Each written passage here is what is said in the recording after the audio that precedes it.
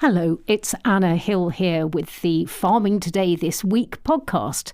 In today's episode, going up, the price of British wool. We've seen a real recovery in demand, particularly in sectors such as contract carpets and transport fabrics, which are the key end markets for British wool. Going down, microphones into the soil to listen to the activity of worms. It takes me by surprise sometimes because I see a plot that doesn't have a lot that looks like it's going for it, and you plug the sensors in and it can be alive with sort of crackles and pops and those sorts of noises, and you just get that intense curiosity. So not a lot going on above ground. What is going on below the ground? And all around us, the sound of the countryside. We've been playing sounds you've sent us all week, and we went on a dawn chorus walk. So wren, first real song of the day of it. We'll hear a lot of your sounds later on. Before we get to the wool and the worms, though, on Sunday On Your Farm, Sarah Swadling will be joining James Mutton, who's spent the last 20 years building up an animal bedding business using miscanthus, that's the tall bamboo-like grass on the family farm near Bodmin. Miscanthus, it's related to the bamboo family. It looks a little bit like bamboo, although it has a pith in the middle rather than being hollow. But it's a perennial grass, and it's a very fast-growing crop, commonly known as elephant grass. And we actually grow it for diversified products such as equine bedding, but primarily it is an energy crop. It was originally grown in this country for fuel, to burn in the power stations for fuel. How do you grow it? You initially plant a rhizome, looks a bit like a daffodil bulb in a raw sort of way, a raw sort of form. Once that rhizome is planted, it will reshoot every year. So you harvest. Once you harvest in the spring, it will grow new shoots. And we can actually see new shoots here amongst the standing cane as we speak. Oh yeah, if I look down, I can see green shoots of this broad grass. It looks a bit like a massive couch grass or something like that. Yeah, no, it does. And within 3-4 months, you will start from a shoot in millimetres high to an 8-9 foot tall crop. It will die away during the winter months, and that's when you come sort of February, March time, you end up with sort of this beigey sort of colour cane. It loses its leaf during the winter months, and that leaf, we're looking here now and seeing the leaf on the floor, which forms a mulch. And that mulch then suppresses weeds, it maintains sort of phosphate, potash elements to the crop and to the soil. So it's more or less self-fertilising. And you can hear much more On Your Farm tomorrow morning at 6:35. First in the programme today, campaigners are calling for a full-scale clean-up of beaches on the Isle of Sheppey in Kent following the discovery of a large quantity of illegally dumped clinical waste. We've been highlighting problems with illegal waste dumps and fly tipping around the UK. In this latest incident, hundreds of vials labelled virus transport medium are believed to be among thousands of tonnes of waste dumped over the cliffs at the north of the island. The local MP says he's deeply concerned and has called for the Environment Agency to start an urgent investigation. Yvette Austin reports. Waves lapping the shore on the Isle of Sheppey's northern coastline, a 750-acre site of special scientific interest, an important wildlife habitat famous for its fossils. But on closer inspection, all is not well. Small, bright-coloured pieces of plastic are scattered almost everywhere you look, and even more concerning, clinical waste too. Plastic test tube-like vials with red lids. Fossil hunter Daniel Hogburn has been finding them spread across the beaches. They're labelled virus transport medium and are potentially a biohazard. So this is one of the bad piles, obviously. You can see them accumulating at the high tide line. There is, hundreds of them. You can see, so obviously tops, vials.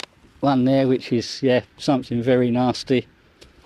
Another one there. It's believed the vials were among the many lorry loads of waste that were illegally dumped over the edge of the cliffs here at Warden Point over a number of years. Waste was also dumped a short way along the coast at Eastchurch Gap until the Environment Agency shut both sites in 2023. It's soul destroying. When the sort of dumping was live in both locations, all you could hear was lorries reversing up, tipping, diggers clanking away, mixing the soils, the rubbish. It's possible the vials could contain patients' virus swab samples, or they could be unused. They have liquid inside in varying colours, from clear to red. The MP for Sittingbourne and Sheppey, Kevin McKenna, who has a degree in microbiology, says an urgent investigation is needed. This is horrific. And we need to find out what's actually in these, so I'd ask the Environment Agency to go there really quickly and investigate those samples. And then, previously, the Environment Agency said it's too expensive to clear the waste from the area. It's also very dangerous because it's by eroding cliffs. It's actually very hard to access. But honestly, we now got clinical waste that's being washed up as well. I've also heard reports of asbestos in the water. This needs to be looked at again, and we need to see if we can clean it up properly and make it safe. A view echoed by Daniel Hogburn. It needs to be cleared up. It's a biological hazard. So what's to stop a child picking up one of these, opening it up, and dare I say, drink it? It's just disgusting. Any clean-up would be extremely costly. But 32,000 people have now signed a petition for the removal of the waste, and the authorities are under increasing pressure to act. Yvette Austin reporting. In a statement, the Environment Agency said, "We are determined to turn the tide on waste crime, getting even more shameless waste criminals to face justice for their blatant disregard for local communities and the environment. With more drone flights to track crimes from the sky, more officers on the ground, and stronger partnerships with police and councils, to those committing waste crimes, we say we will stop you." Well, some better news now. The price of wool from British sheep is at a 10-year high. On average, farmers will see a 70% increase on last year. But before we all get too excited, that will still only just cover the cost of shearing the sheep. The price is set by British Wool, which is owned by around 30,000 UK sheep farmers and collects, grades and sells and promotes wool. It says the price rise is down to increased demand and a worldwide fall in the number of sheep. British Wool's chief executive, Andrew Hogley, spoke to Charlotte. We've seen a contraction in supply. So sheep numbers have fallen in the UK, but more significantly in our colleague markets such as New Zealand and Australia. At the same time, we've seen a real recovery in demand, particularly in sectors such as contract carpets and transport fabrics, which are the key end markets for British Wool.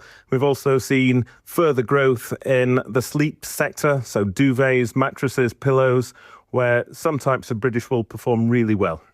Does this mean that farmers will now at least cover the cost of shearing? Because for many years on this programme, we've talked about how actually taking the wool off a sheep is actually a cost for farmers. So for many of the core types, so if you've got Romney wool, Cheviot wool, mule wool, this year we'll just about be covering the cost of shearing. Typical rate for a commercial shearer is about £1.75, £1.80 per ewe, and with a fleece weighing about 2.3, 2.4 kilos on average, we're just about netting off. The good news, though, is that the outlook for this coming year, if prices stay where they are today, is that farmers should actually receive some value after paying the shearer for their 2026 wool. And it's been a long time since we could say that. It's been about 5 or 6 years, and I say stockpiles around the world built up after the pandemic. It took about 4 or 5 years for those stockpiles to clear and for demand from the hospitality sector to recover. But it's like demand is now strong. We're seeing particularly the carpet manufacturers that are selling to the hotels, selling to the cruise ships. Their demand for British wool and for New Zealand wool is really robust at the current time. How much do changing consumer tastes play a part here, where people are thinking more about how long a piece of clothing might last and perhaps turning more to a natural product? We're definitely seeing a change in behaviour, and it's a positive change. The main sector where British wool benefits is the bedding sector. So sleeping under wool, you have a far better night's sleep. So the quality of the product in terms of its performance, as much as the environmental footprint of the product, both have a driver, and awareness of those factors is improving and driving demand. We have, though, here in the UK, got a falling national flock. In a sense, is that key? If you want to maintain this price growth, you don't want too many more sheep. That's The wrong way to look at it, in my view. I think you need to remember British wool is a very small part of the commodity wool market. We produce less than 1% of the global wool supply. Falling supply globally has had an impact, but in terms of UK supply, it's not an issue. The bigger problem in the UK has been that sheep farmers, because they've not seen value over the last 3 or 4 years, many haven't bothered putting their wool into the supply chain. With prices recovering as they have this year, there's no reason to leave wool on farm. Wool definitely has value again, and we'd encourage all sheep farmers to send their wool in so that we can market it on their behalf. Andrew Hogley from British Wool. Well, Campbell Tweed runs 3,000 ewes in Northern Ireland and says that while the price rise is good news for sheep farmers, wool remains only a small part of the business. Oh, it's a very, very small percentage of the output of any sheep farm now. Unfortunately, there's a lot of costs associated with it. And we look back in history, wool was very important. How much does it cost you to shear the sheep? Well, cost of shearing varies quite a bit, but there would be 150, 175 for people who've got a large number of sheep, and obviously small flocks cost considerably more per head. How long ago was it then that you were actually getting more money for the wool than you were spending on the shearing? Oh, we're back to the early 1990s. And there's been a dramatic decline since then. The wool, I mean, you have a whole series of factors in it, but I mean, wool is basically a primary product for quite a long industrial chain. And you've also had the situation where a lot of UK wool went into carpets, and carpets have largely gone out of fashion. And that's really sad and unfortunate, because a good carpet in the house is a very healthy thing. We have now heard from British Wool that the wool price is going up, a record price, in fact, now. How much difference does that honestly make? Well, it's a record increase. Unfortunately, a big percentage of a small figure, you still don't end up with a big figure. And it would be great to see people being properly rewarded for wool, but it just really isn't happening. Can you envisage a time in your farming career when wool will be worth proper money again? I really don't think so. Much as I would like to think wool will become really valuable, the only wool at the moment that's really valuable is very low micron merino, which is going into very expensive Italian suiting, and that's not suitable for production in this country. Campbell Tweed there talking to Charlotte Smith. Now, it's that time of year when the countryside comes alive with sound. What we hear when we're out in the countryside can be every bit as evocative as what we see. So this week on our sister programme Farming Today, we asked you to send in recordings while you've been exploring the landscape or working on the farm. In a moment, we'll be hearing your wonderful contributions. Nature can make a lot of sounds that we don't hear from an underground world. Dr. Jacqueline Stroud of Warwick University is a soil scientist who's using microphones to eavesdrop on life below the surface, especially earthworms. Sarah Swadling met her at one of her field trial sites at Rothamsted Research.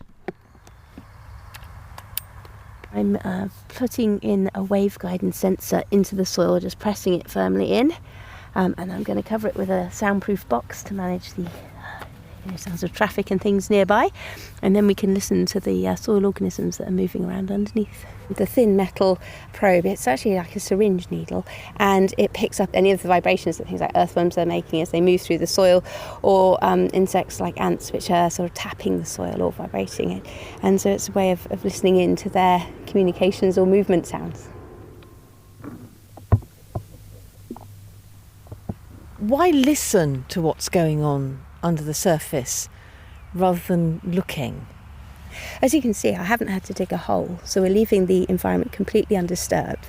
And the other thing is that many organisms use sounds and vibrations, particularly predators, to locate things like earthworms, for example, because birds often can use acoustic cues to find them. The one that springs to mind would be, the blackbird jumping up and down to make the worms come up. Yes, exactly. It's the way that soil organisms most likely communicate with each other and use that to navigate their soil environment, because they obviously don't use sight like us or hearing like us. They use like tremors, tapping on the soil substrate, rubbing their body parts together like this sort of thing, alarm signals, things like that, particularly in the insect world. And so by actually tapping into how these organisms live, as opposed to always going for our senses like sight, let's dig it up, it gives us, I think, a much better opportunity to understand soil systems. Here we're at the Highfield experiment at Rothamsted, where there are treatments such as long-term grass, long-term fallow and long-term arable, and we're measuring the soil noises in these different environments. And then the other thing that we're doing is we're popping in the sensors and leaving them out overnight for long periods of time, because that's the time we have no idea what goes on in soil systems. I mean, who goes out digging holes in the middle of the night? And at night, it's really surprisingly noisy. You do get lots of sounds, and particularly earthworm noises, we think. You come back in the morning and you see all the big worm casts. It's been quite busy. And sometimes you'll find the odd ant nests that have decided to decant themselves all over your sensors. In the grass, we're hearing noises every second. It's like almost a continuous noise coming from the soil, sort of like crackles and pops, and sometimes they're very regular and spaced. Why do you think that might be? I think it's because there's a lot more soil life under the grass plots. They've been established like this for 10, 20, it depends where we're standing, hundreds of years. If you just sort of look down below, you can see worm casts and evidence of various creatures here.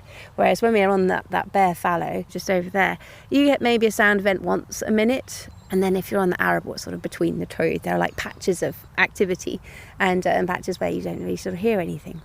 It takes me by surprise sometimes, because I see a plot that doesn't have a lot that looks like it's going for it, and you plug the sensors in and it can be alive with sort of crackles and pops and those sorts of noises, and it's just you just get that intense curiosity. So not a lot going on above ground. What is going on below the ground? Is there understanding still to unlock then by starting to eavesdrop on this world, things that we don't really know yet? Absolutely. I think this is like a new start for soil science almost, because it's looking at sensory ecology and understanding about how things that we're doing on above affects this world below us, which operates fundamentally different senses. It's just a new way of thinking about soil systems. Dr. Jacqueline Stroud there. Well, back up above the ground and above our heads, one of the best loved sounds of the countryside is the dawn chorus. Fiona Clamping got up early to join the Countryside Regeneration Trust for their event and joined Charlotte Weatherly from the Trust and birding expert John Lockwood at Bearmarsh Farm in Dorset. The light is beginning to come up, but we still need the torch. And we're going along what used to be the railway line. The railway line, yeah. Mm-hmm. Pheasant, yes. Loads around, aren't there? It's funny that we're all speaking in very hushed tones. Yes. Wow, it's quite reverential when you go on the dawn chorus, isn't it? You might miss something. On the dawn walk last week, we were talking about, or the volunteer who led it, we don't listen enough. We're obsessed by IDing what we see, because that's the culture and the world that we are. Yeah. And he said, if you can stop, listen and really learn those bird calls, and naming things, you care about it, don't you? So we're big on that. Yeah. Should we move on? Okay. Yeah, right, we're going up to the right. The really good singers, the song thrush, the blackbird, they should start fairly soon. There's a robin over there. Those notes back there, blackbird. And more Chetty's warbler sound. They shout at you out of bushes. They hide in bushes and shout at you, and it's just a real noisy rattle it comes out with. You can never see them. Rarely see them, yeah. And they're generally by rivers, aren't they? Yeah. It's a bird that's only been really breeding in this country, I suppose, the last 40 years. Yes, there's another one over there, Chetty's. Okay, that is interesting. Yeah. And wood pigeons are now starting up. So wren, first real song of the day of it.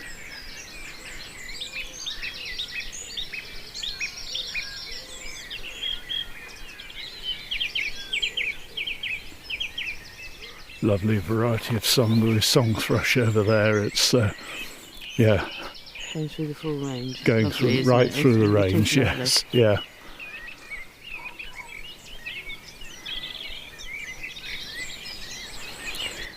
Why do they do it? It's probably the having the range of song, attracting females, and also defending the territory that they've got.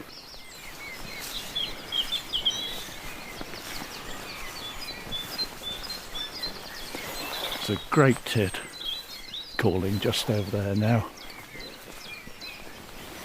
One of the lovely things I've found on this walk, John, is watching your face. Yes. And how you... I know, we're all looking at him like... Yeah, and how you're standing His there. ears prick up, I know. You're standing there in awe. Yeah, no, agreed. Tell me what you love about being out at this time of day and hearing all the birds. It's before civilization wakes up, and you feel you're always learning something too. Yes. That was Fiona Clampin with John Lockwood and Charlotte Weatherly in Dorset. I have to say, in the studio, our ears were pricking up as well. Well, this week we asked you to send us your recordings of sounds of the countryside near you, and we've had an overwhelming response. Thank you so much for all your contributions. Here's a wonderful selection of the recordings you sent in. I haven't got time to mention all of them by name, but if you listen carefully, see if you can identify a greater spotted woodpecker, a northern pool frog, swallows, a very determined cuckoo, and rare nightingales.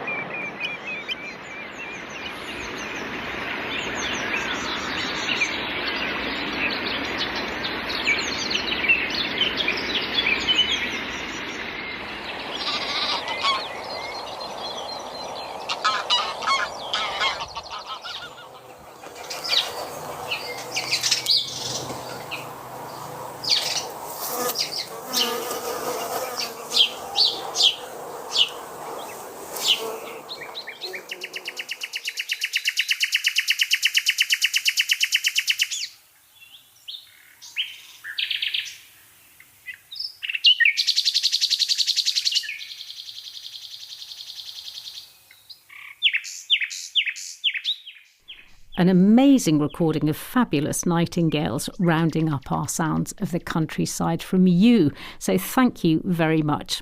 If you want to listen again to Farming Today this week or our sister programme Farming Today, you can always catch up on BBC Sounds. That's all for today. I'm Anna Hill. The producer was Chris Ledyard. Farming Today this week is a BBC Audio Bristol production.